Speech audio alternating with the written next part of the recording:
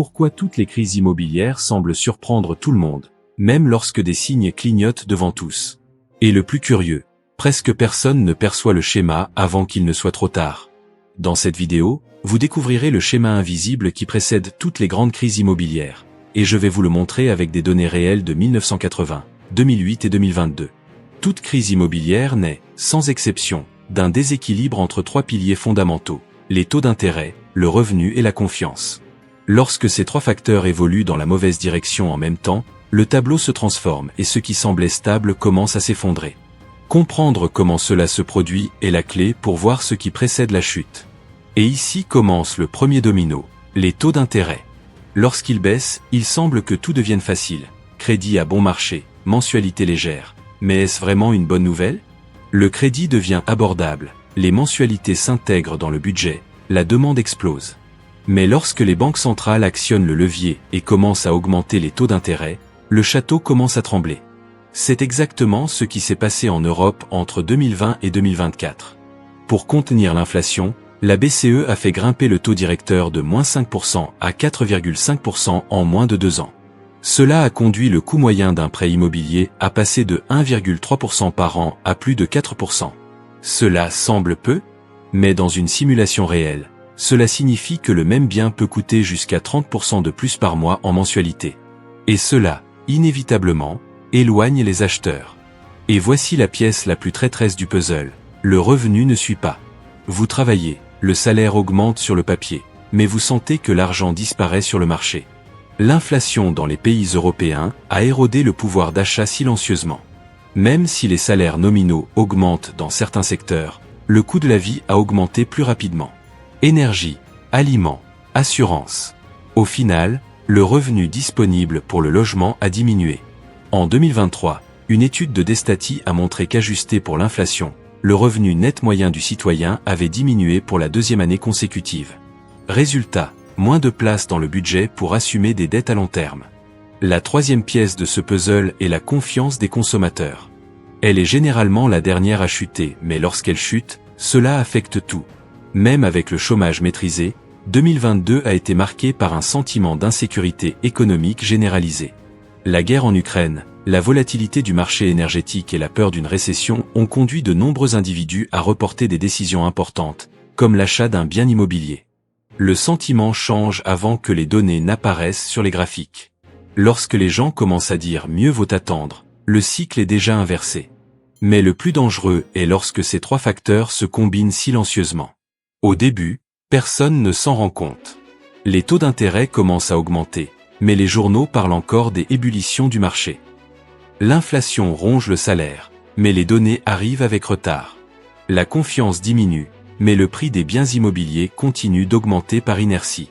C'est ce qu'on appelle le cycle d'illusion du marché.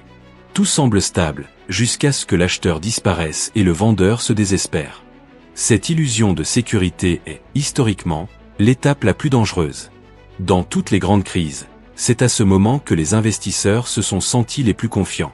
Après tout, les prix étaient élevés, la demande semblait ferme et personne ne voulait rester en dehors. Mais s'il existe une règle pratique à retenir, c'est celle-ci. Plus le consensus sur le fait qu'il n'y a pas de risque est fort, plus le risque réel est élevé. Mais il n'y a pas que les facteurs macroéconomiques qui indiquent le risque.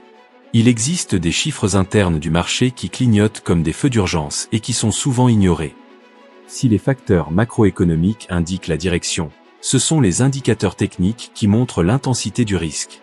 Et voici le point le plus critique. Ces données sont publiques, objectives et dans de nombreux cas, mises à jour fréquemment. Pourtant, la majorité des investisseurs n'y prêtent pas attention jusqu'à ce qu'il soit trop tard. Un des premiers signes que le marché est déformé est le rapport entre le prix des biens immobiliers et le revenu moyen des ménages. Lorsque ce rapport dépasse 5 fois le revenu annuel net, une alerte s'allume. Historiquement, c'est la limite d'équilibre observée dans diverses économies matures. Mais aujourd'hui, ce ratio dépasse déjà 8 fois dans de nombreuses villes. Dans certains quartiers centraux, la valeur atteint même 10 fois. Cela signifie que même des professions avec de bons salaires ne parviennent pas à financer un bien immobilier sans compromettre une part disproportionnée de leurs revenus. Et lorsque le prix se déconnecte de la capacité d'achat réelle de la population, le marché entre en terrain instable.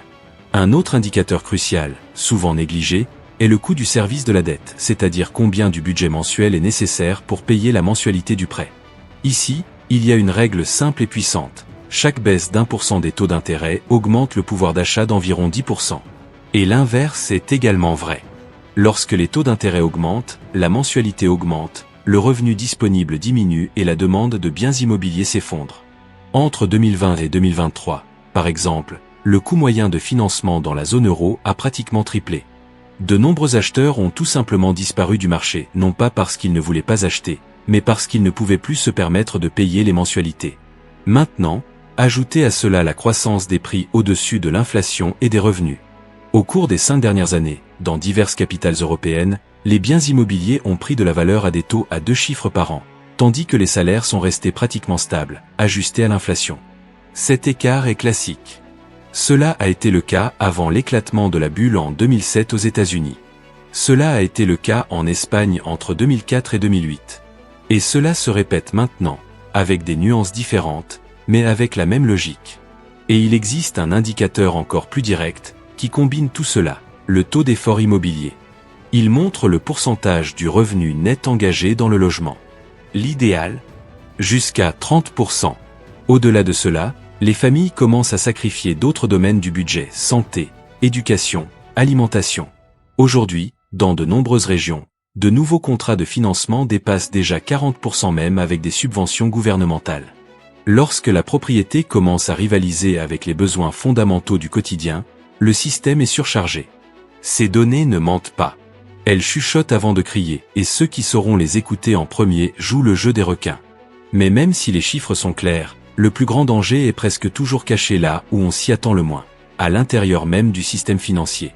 Et c'est là que les signaux les plus critiques commencent à se former. Il existe un élément commun à pratiquement toutes les grandes crises immobilières, le crédit trop facile.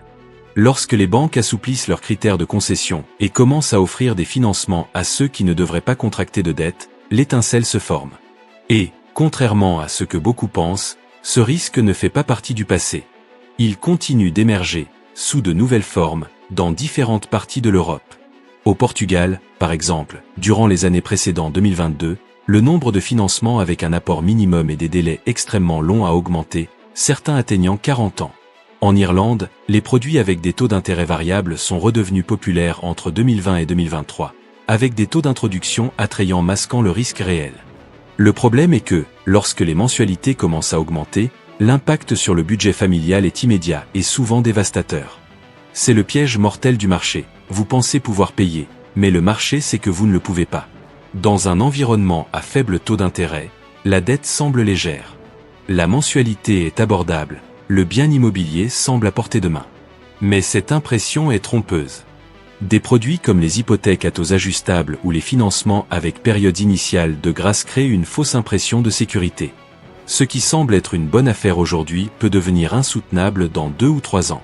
Et c'est précisément pendant cette période que le non-paiement commence à apparaître. Mais voici le point le plus important, le non-paiement ne se manifeste pas dans les graphiques du jour au lendemain. Il commence comme un bruit. Une petite augmentation des demandes de refinancement. Plus de familles recourant à des délais plus longs. Une légère hausse des retards de paiement de plus de 30 jours. C'est un processus silencieux, mais prévisible. Après 2022, plusieurs pays européens ont observé ce schéma. Le volume des renégociations de dettes immobilières a augmenté, en particulier dans les régions où la valorisation récente a été forte et où les salaires sont stagnants. Et les banques, attentives, ont commencé à réagir. Pas dans le tapage, mais par des changements en coulisses, augmentation des provisions pour pertes, durcissement des critères, retrait dans le volume de crédit. Cela, en soi, est déjà un signe. Pendant la crise de 2008 aux États-Unis, ce mouvement a commencé environ 1 an avant l'effondrement. Et il a été ignoré par beaucoup. Vous voulez un avertissement pratique ? Si les banques de votre région commencent à restreindre le crédit alors qu'il y a encore une demande apparente sur le marché, ce n'est pas de l'excès de prudence. C'est une réaction anticipée à un risque réel. Et cela pourrait être la dernière fenêtre pour agir de manière rationnelle, avant que le marché ne se ferme complètement. Alors, si tout cela peut être identifié à l'avance, avec des données publiques et des signaux cohérents, que peut faire un investisseur prudent pour se protéger exactement ? Anticiper une crise ne signifie pas fuir le marché, mais plutôt ajuster le jeu pour protéger son patrimoine. Et les stratégies de protection, lorsqu'elles sont appliquées avec discipline, sont souvent simples. La première d'entre elles commence même avant l'achat. Comprendre combien vous pouvez réellement engager de votre budget pour le logement. La règle pratique est claire. Le coût total du bien, y compris le financement, l'entretien et les impôts, ne doit pas dépasser 25% de vos revenus nets mensuels. Et cela en considérant déjà une marge de sécurité. Car lorsque les revenus diminuent, comme cela peut se produire pendant des périodes de récession, le coût fixe du bien reste inchangé. C'est pourquoi ceux qui achètent à la limite entrent déjà dans une situation vulnérable. Et le marché ne pardonne pas à ceux qui n'ont pas de marge de manœuvre. Mais le choix du bien lui-même compte aussi. En période d'euphorie, beaucoup achètent en pensant uniquement à la valorisation. Cependant, les biens défensifs, c'est-à-dire faciles à louer, bien situés et nécessitant peu d'entretien, sont ceux qui traversent le mieux les cycles négatifs. Ils génèrent des revenus même lorsque le marché est stagné. Et plus que cela, ils tendent à conserver leur valeur même dans des scénarios défavorables. Il vaut la peine de se demander, si vous deviez louer le bien aujourd'hui, dans un mois, réussiriez-vous? Si la réponse est « je ne sais pas », le risque est supérieur à ce qui est acceptable. Un autre point essentiel est la liquidité en dehors du secteur immobilier. Avoir au moins 6 mois de réserve en actifs liquides permet de prendre des décisions sereinement, sans avoir à vendre des biens dans de mauvaises conditions. Ceux qui placent 100% de leur capital dans la pierre deviennent vulnérables au cycle. Et le cycle, comme nous l'avons déjà vu, est implacable avec les non préparés. Et voici une stratégie peu commentée, mais de très haute valeur. Établissez un plan B pour une vente rapide. Vérifiez si des biens similaires aux vôtres sont sur le marché depuis plus de 90 jours sans offre.